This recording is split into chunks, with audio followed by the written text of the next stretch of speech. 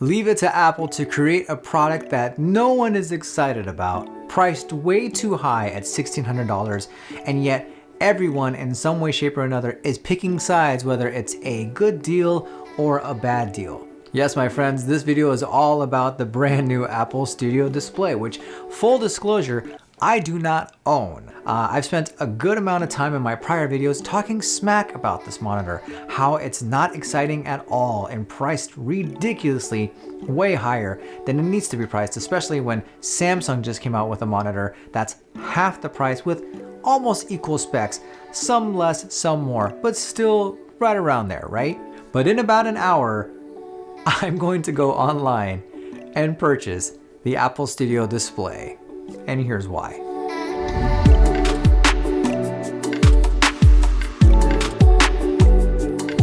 First off, let's just get this out of the way. The price tag that Apple is asking for in comparison to the specs that it's providing, honestly, is asinine.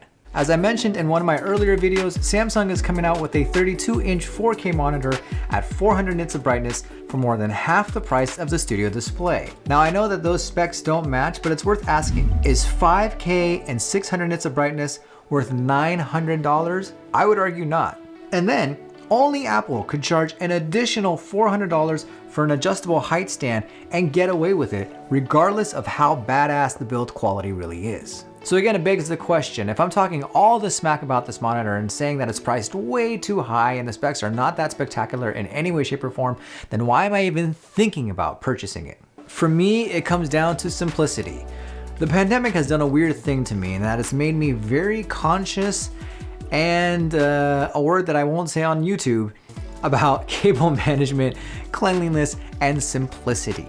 For me, finding a setup and creating a setup at home in my office where I create video and music, I want it to be as simple and as powerful as possible all at once. That's why I love the Mac Mini, because I loved how easy it was to get that machine going and to hook it up to the Thunderbolt display, which is what this display is. And after months and months of testing and using the Mac Mini, I came to realize that I love the machine, but I love my MacBook Pro just a little bit more because I needed that extra power for what I was doing for my video edits and for my audio production. The pandemic turned me into something of a tech minimalist, if you will.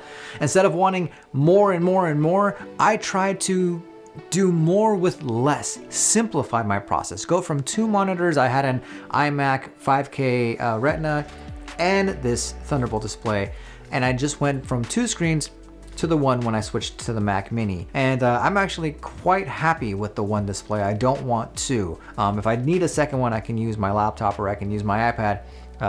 If I wanted to run Sidecar, that's an option. I've spent the past 2 years agonizing over my setup, over cable management and finding the right legs for it to make a sit stand desk, and to find the right features to put around it so that everything is within arm's reach of what I need. And a pair of fake plants from IKEA just to add some color to the space.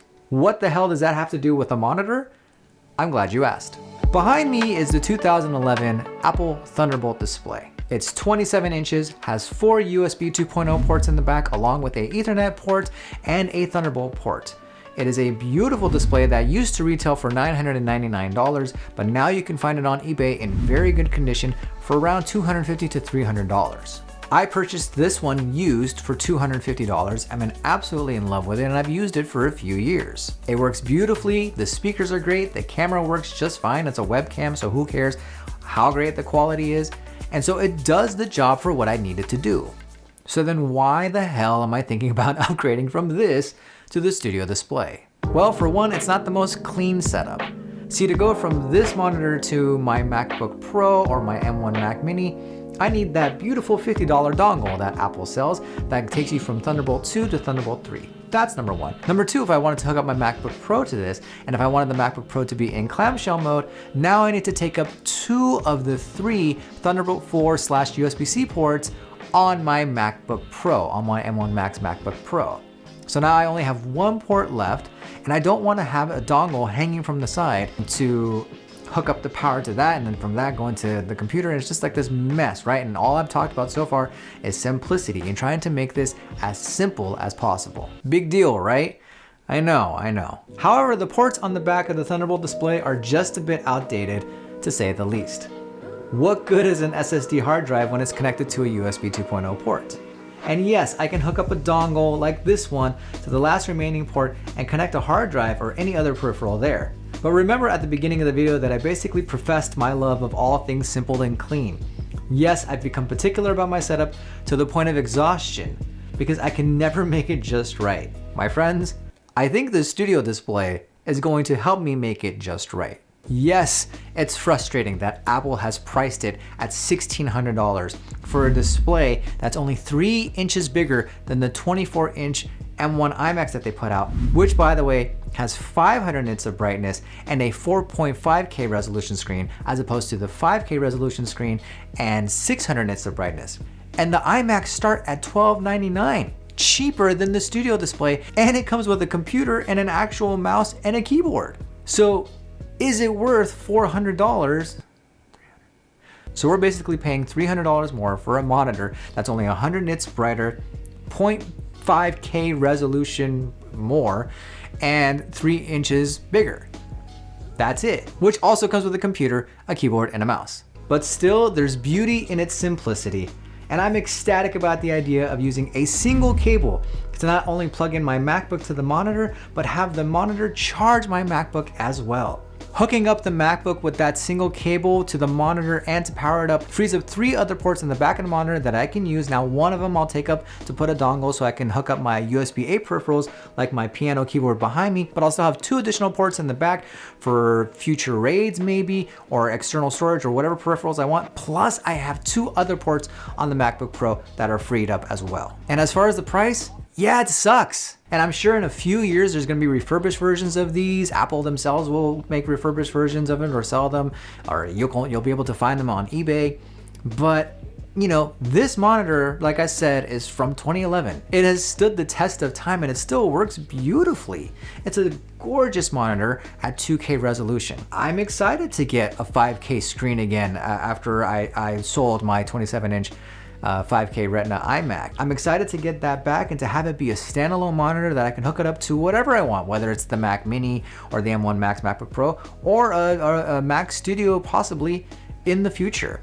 It's a big investment, yes, but I'll probably sell the Mac Mini and take that money and use it towards the monitor. So that softens the blow a little bit, and hopefully I'll have the display for a really long time, for the next 10 years. Fingers crossed. I mean, unless they make a badass monitor in the next 5 years, 3 to 5 years, that's pretty much the same price with way better specs. I mean, they probably will. That's the world of tech we're talking about. Come on.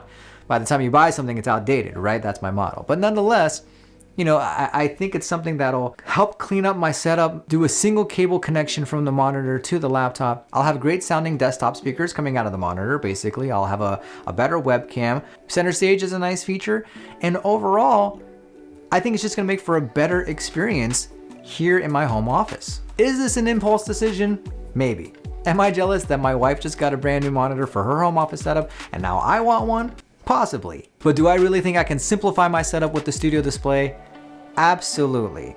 Is it a huge investment? Yes, but I think overall it's going to make my experience of working in the office a better one, a simpler one, and one that when I walk in and I have everything at arm's length and I can hook up the MacBook Pro with no issues and just work, I think that'll get the creative juices flowing and allow me to make more videos and allow me to make more music without having to think about anything else and be distracted by the cluttered mess or dongles or anything else that I may need. Let me know what you think about the studio display and let me know about what you think about my decision to get the studio display in the comment section down below. If you like this video, please hit that like button, and if you haven't, please consider subscribing as I'm trying to get to 1,000 subscribers. I would appreciate your support very, very much. Thank you so much for watching. My name is Amir, and I'll see you next time.